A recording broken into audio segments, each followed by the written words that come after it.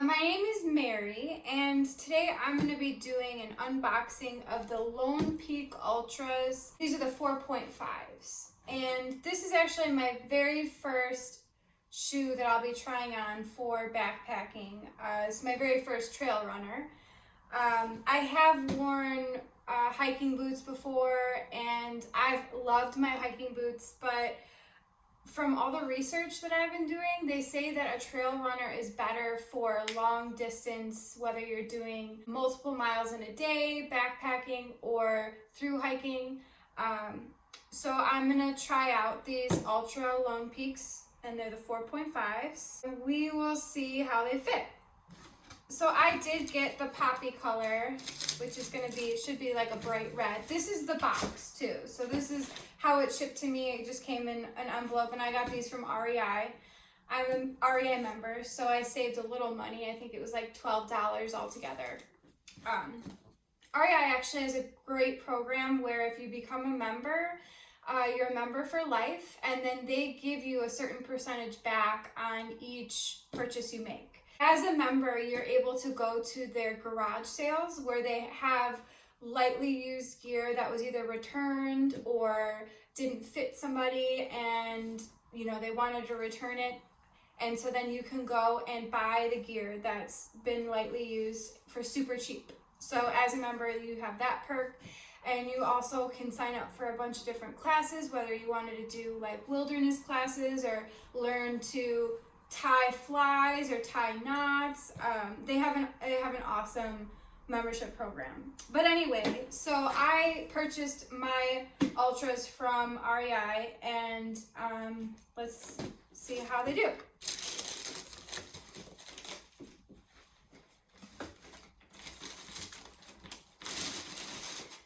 I got a half a size bigger than I normally would, just because when you're doing long miles, your feet tend to swell. So they recommended getting about a size or a half a size bigger, and I just went with a half a size bigger. These specific shoes have a really wide toe box, and I know that because almost every review that I read told me that it would. And I can see just from looking at the shoe that it does. It has a really wide toe box, which I'm kind of excited about because I don't have wide feet, but my feet aren't necessarily super narrow, so we'll see how these fit.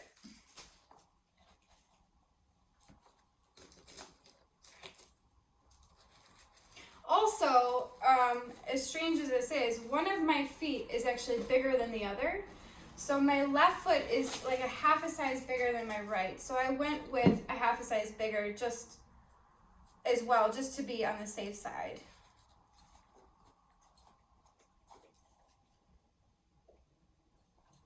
So the laces are actually a really good length. Sometimes you get laces where they're super long and you have to like double and triple knot them and you slip up on them. These laces seem like they're durable. They seem like they aren't gonna slip. Like they're a pretty good material. They're almost grippy in a way. Let's try it on.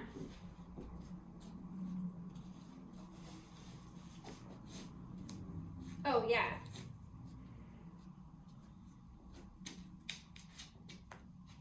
So I definitely am happy I got this size. I think if I would have done a size bigger, I would have looked like I was wearing a clown shoe. These actually even look a little bit big, but they feel great. They've got a 0 drop sole, so that means that they're the same height from the heel all the way to the toe, which gives less impact as you're stepping, so that your heel and your toe stay in line the whole time. It's actually a more natural way to walk, and they say there's so many benefits from walking barefoot. As a yoga instructor, I do so many things with my feet, and I'm constantly telling my students, stretch your feet, because your feet really, if you take care of your feet, you're going to have less knee issues, you'll have less back issues. So and it's also one of the reasons I did so much research about what type of shoe to get for backpacking, because if your feet are uncomfortable or if you have awful blisters, you're gonna be miserable on the trail. I went with the Lone Peaks, and I think the zero drop is gonna be awesome. They fit great, they feel great, and I feel like with the zero drop sole, it's gonna make it so that it's almost as if I am walking on my bare feet. Also, I have a pretty thin sock on right now, which I won't be hiking in. I wanted to try them on with a thin sock first just to see how it would feel, how much space I had on there, but I am going to try it on with a little bit of a thicker sock. So let's see how that is.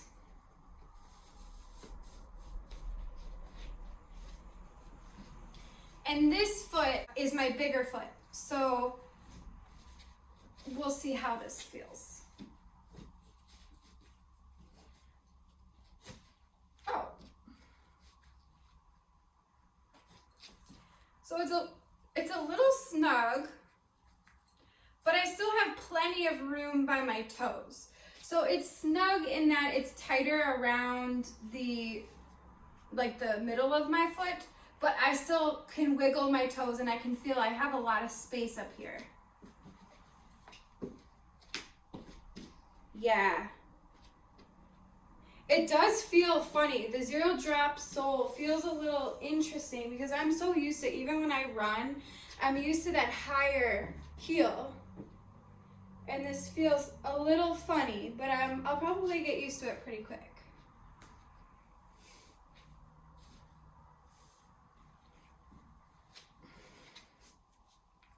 Also, so these trail runners, the bottoms of them they've got another foot, but the bottoms of them are really grippy, which I am also super excited about because when you're on the trail, especially if it's raining, you're prone to slipping, you know, if you're on rocks or even just slick gravel. They've got awesome tread, and I think that these are going to be really good. I feel like I will be confident in hiking with these shoes on.